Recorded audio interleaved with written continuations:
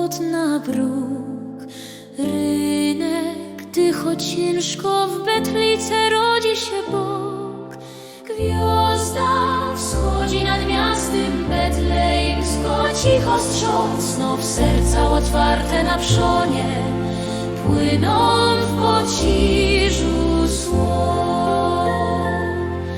Przy stole hajerskie rody fater łopłatkiem dzieli. Cienie tych, co odeżli, znikają w anielskiej bieli.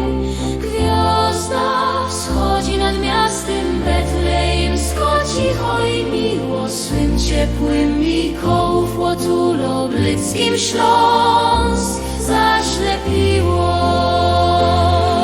Choć dalsze święta przeminą, a życie zatoczy moc rąk, niech betlejemsko gwiazda duch świeci, nie ino w czas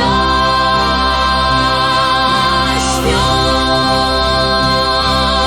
Gwiazda świeci nad miastem, Mikołów kolędą płynie, sfurgnęły już z nieba anioły.